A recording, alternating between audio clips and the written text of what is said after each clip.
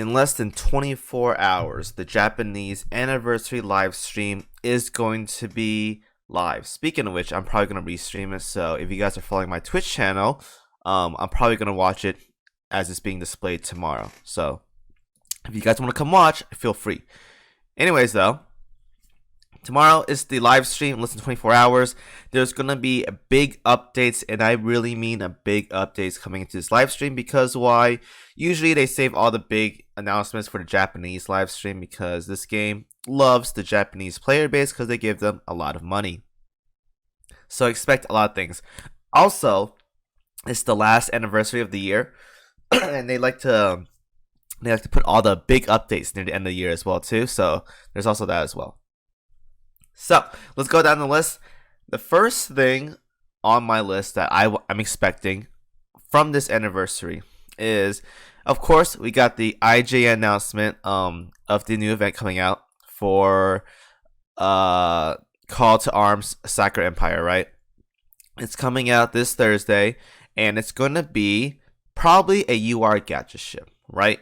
So a lot of people are just recovered from New Jersey's Gacha event, which was like in June.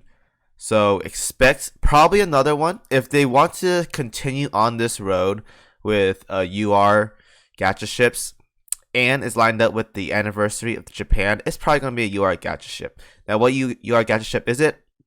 I'm expecting, just like a lot of people, Shimakaze, the destroyer, right?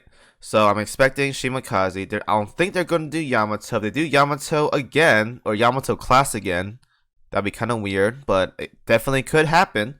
But I'm expecting another UR Gacha Ship. Probably going to be Shimakaze, whatnot, and so forth. As for the kit, I'm not going to assume the kit's probably just going to be some torpedo memeing and whatnot because that's what she's known for, right? So I'm not expecting too much anything crazy from that. But we'll see.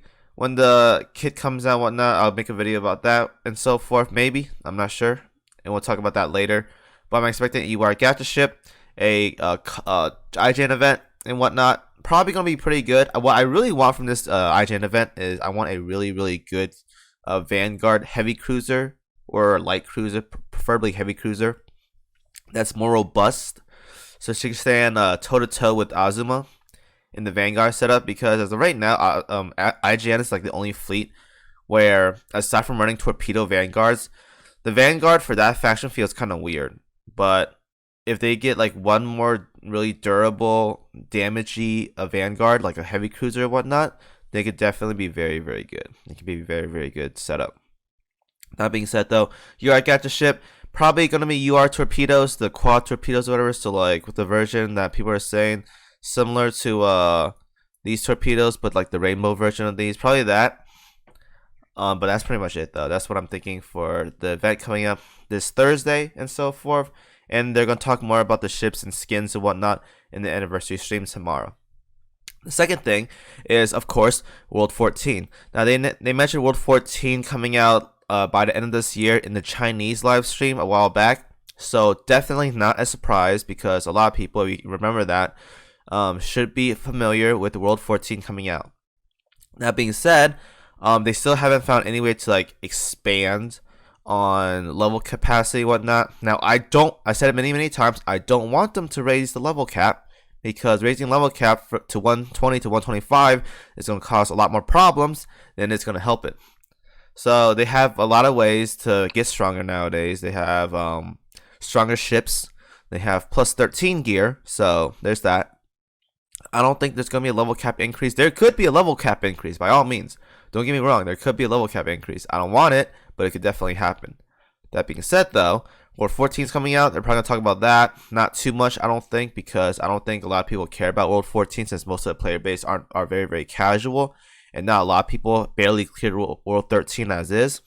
So World 14 is probably not going to be a big discussion, but I'm expecting them to touch upon it and whatnot on the live stream coming up tomorrow. Now, my favorite news, this news right here, is what I want to hear the most of for this upcoming stream. The OS expansion, the Operation Siren expansion. So what I'm expecting from the OS update is going to be an expansion. So basically, like another quadrant of these maps, like a big chunk of it, like let's say like this part right here, but it's gonna be inside this portal right here. So what I think this zone is gonna be is not really a zone. What I think it's gonna be is like a dungeon crawler like tower. So basically, what's gonna happen is this right here is quadrant 1 or map 1, right? All these maps are part of map 1. If I click this, it's gonna be a map 2. So when I click the map 2, I'm expecting like a whole new like continent or whatever of like areas. Probably not a big one, but that's what I'm expecting. So like maybe like a small chunk of it or whatever in the second quadrant, and that's how it's probably gonna work. But I do expect some kind of OS expansion coming out by the end of this year, because it's been almost a year now for this update. Well, not a year, like 9 months or whatever. So I'm expecting some big updates coming from this game mode. But it's probably gonna be more quality of life, obviously, like more quality of life, make dailies easier.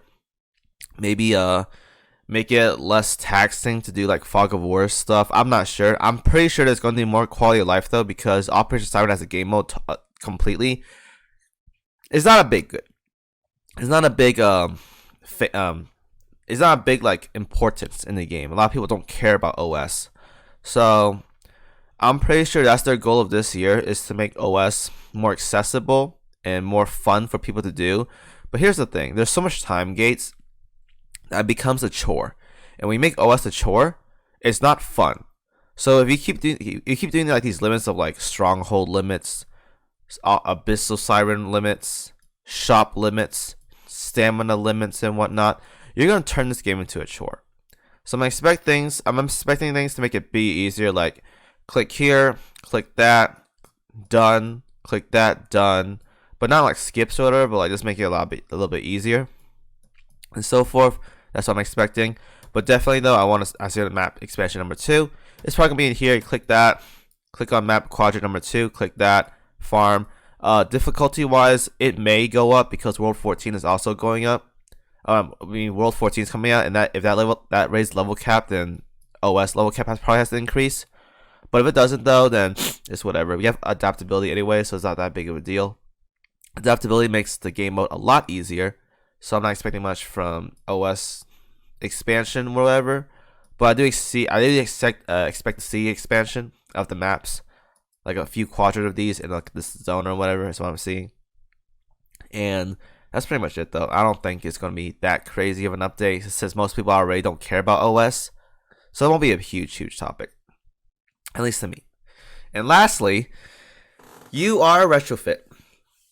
Now, if you guys don't know, every year we have a UR Retrofit around this time, and we're overdue for one as of right now. So it's about time we see a it's about time we see a UR Retrofit. Now I believe they skipped last year's or whatever for UR Retrofits or whatever, so maybe they could do it again. But if they do UR Retrofit, here are my expectations on who it could be. So we have a USS so far, San Diego. We have a HMS so far, Warspite. What's left over right now for big factions is Sacred Empire and Iron Blood. So there's a lot of choices here. A lot of choices. But I think the biggest ones right now that a lot of people, well, some people want it, and the ones that people want to see are going to be like the old ships like Otako, and Prince Ogun, right? So what I'm expecting are these two right here. Tako to get either UR Retrofit, or Prince Ogun to get UR Retrofit. So it's gonna be one of these two. Now, obviously, we just had a KMS Vanguard come out that's very powerful, right? So it probably is not gonna happen. If it doesn't happen, whatever, then IJ won't get it. But IJ is getting an event as well, so it could not be IJ event as well either, or IJ ship either. It could double up on USF or HMS for all I know, but what I'm expecting is either going to be Tako or Prince Ogun to get a UR Retrofit. More robust, more durable, probably a bit more damage as well too. Who knows? I will say though that every UR Retrofit so far has definitely made the ship a lot better. So I'm expecting ships that don't get much use nowadays to get this update and whatnot. So basically the old ships, like the very old ships, these are Generation 1 ships that I just talked about earlier. I don't expect Generation 2 ships to get it, like a Magi. I don't expect them to get the buffs. So definitely gonna be a Generation 1 ship. and I'm expecting either Taka or Prince Hulk gonna get it. That's pretty much it. So those are my big predictions for the updates. For updates coming up this anniversary stream tomorrow. There's obviously gonna be skins and whatnot and fluff that I could talk about, but I don't really care about talking about those that much. I do want to look at it, but I'm not gonna talk about it because that's just fluff stuff. We'll save that for like another video maybe. But those are my update predictions coming up for tomorrow. Again, it's gonna be tomorrow, and I'm gonna be restreaming it. So once again, if you guys want to watch it, I'll be on Twitch. I'll probably watch it. You can come watch it with me and whatnot, and so forth. Right, guys? I'm out. See y'all tomorrow.